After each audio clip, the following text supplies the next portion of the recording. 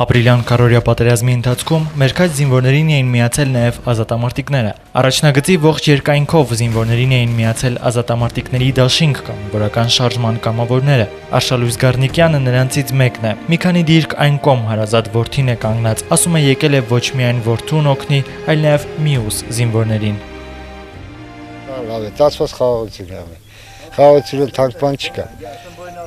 Այսպես միշտ միասին թող հայ ազգը։ Միասին ելնելը շատ լավ բան է, ժողովուրդ չէ։ Ձեր տղան պայմանագրային է, թե Չէ, ծառա, ժամկետային ծառա է։ Բա դժվար չի երկուսով առաջնագծում լինելը։ Չէ, հա, եթե պետք է պիտի պայես։ Պետք է պիտի պայես։ Թշնամին միշտ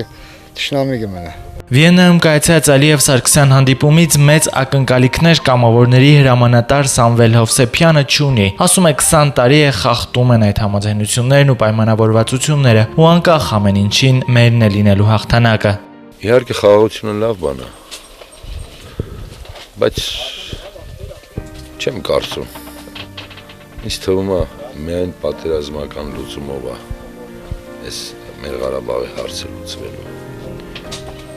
Չեմ կարծում, որ ինչ-որ արդյունք լինի։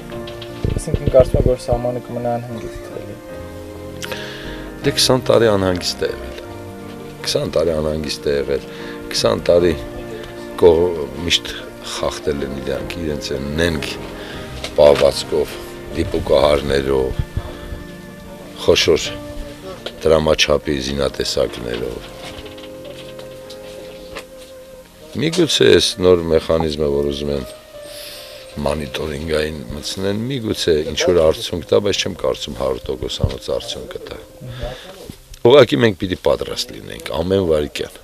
Երբ ուզում է լինի, մեկը միշտ սենց է լինելու, մենք հաղթելու ենք, մեր գործը արդար է, մենք չենք ուզում հարձակվենք, բայց եթե ստիպեն, անպայման կհարձակվենք։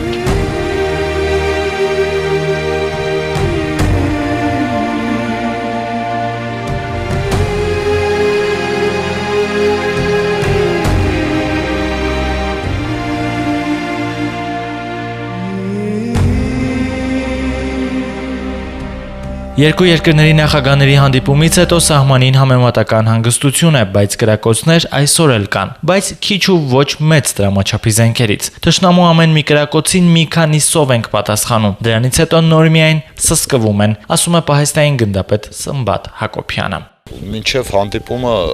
գիշեր-ցերեկ ինտենսիվ փոխհրաձգություններ, ասենք ծանր հրետանիչեր օգտագործում վերջի օրերին, բայց ասենք խոշոր դրամաչափի գնդացիրներ, ականանետներ տարբեր դրամաչափերի, մանր զենքերի մասին դեռ խոսք ասել հնարավոր չի, այսօր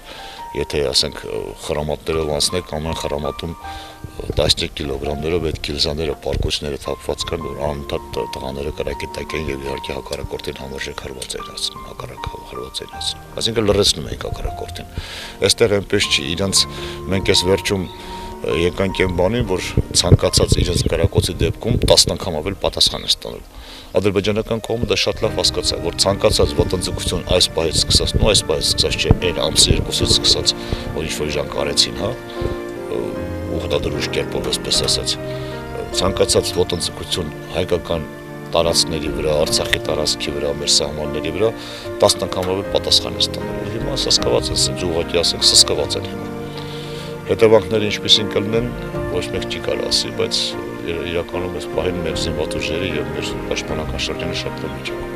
Կամավորները նշում են, որ եկել էին դիրքեր զինվորներին ոգևորելու, բայց հակառակ պրոցեսն է տեղի ունեցել։ Նրանցից յուրաքանչյուրը մերօրյա հերոսներն են, հերոսներ, ովքեր անառիկ պահելով հայկական սահմանը մտան հայ պատմության տարեգրություն, բարձր պահելով նաև նրանց անունները, ովքեր ընկան մարտի դաշտում։